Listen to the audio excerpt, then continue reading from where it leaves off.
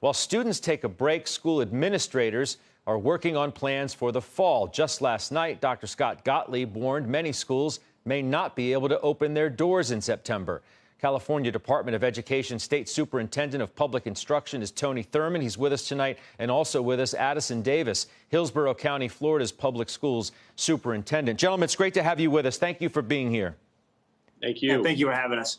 Both of you are in the midst of a rise in cases. Tony, California reporting today a record number of cases daily, 6,000. As I mentioned, Florida has its own issues, Addison. But Tony, I begin with you. How are you thinking about the fall in light of this outbreak of the virus now? Well, Scott, even prior to this new outbreak, or increase in cases, through our governor's help, we've already started shipping personal protective equipment to our 10,000 schools so that our students and staff will have access to face coverings and hand sanitizer and things of that nature. Obviously, we're going to keep watching the situation and monitoring on a day-by-day basis. We won't open our schools unless it's safe for our kids to do so, but we've already put precautions in place as well as procedures for how to safely reopen if it's safe enough to do so in the fall. Addison, Hillsborough County, we're talking the Tampa area, correct? Yes, sir, it is. So what's your plan here for the fall as of tonight? You know, we've had today we had a chance to launch multiple models to our constituents in the school board to just talk about the potential reopening. In that, you know, one thing we did when we surveyed our constituents, we found that they just want opportunity for choice, a choice of whether or not they return to brick and mortar schools, whether they return to e-learning, or they take on the Hillsborough virtual side of the work. So our plan was very comprehensive to be able to address multifaceted. And when you build a reopening plan, it's just not our children come back to work and how you deliver an instruction, but it looks at transportation. You have to look at curriculum, delivery method, the digital divide, look at food services, transportation. It's all inclusive. So for us, you know, we work diligently with the Department of Education and our governor's office to really create a staircase approach to potentially coming back. But I agree with Tony. We are watching it minute by minute, day by day, in order to create the safest environment for our students in the working conditions of our adults. Addison, if you had to make a decision tonight, would students be going back in the fall in light of these rising numbers in the state of Florida?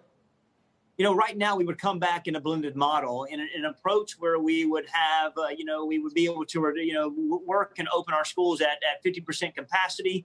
That would limit and reduce the number of individuals in our classrooms and also in our common areas, along with being on our buses. So we would do it at half capacity and have a blended model of students having face-to-face and also being involved in the e-learning process to be able to protect all of our students with the health and the wellness. That's interesting. Tony, you have a 50-page manual, which I looked at, in which you say this is not a one-size-fits-all document. Does that tell me that there could be different rules for different districts? You do have some 6 million kids in public schools and like 1,000 districts from what I saw.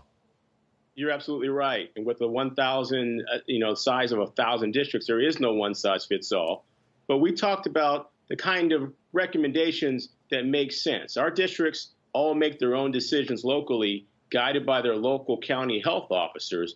But we put out some guidelines that we think make sense in terms of recommendations. It won't surprise you. And they're the kind of things that we've heard will help to lower the spread. All it means is people are wearing face coverings, they're washing their hands regularly, and they're maintaining 6 feet of space. Now, in a school, that's a tough thing to accomplish. So right now, we're working to implement those guidance recommendations in a way that helps our schools figure out how they're going to make the space work. We're working to make sure they get enough computers for our kids. We have a balance of distance learning and in-class instruction that we're prepared for. But again, we're going to keep monitoring to make sure it's safe before our schools open. And they wouldn't be reopening until late August, and in some cases, September. We have some time, but we believe in being prepared, and we're working with our schools right now to make sure that they are prepared. We'll be here before we know it, much to our kids' chagrin, of course.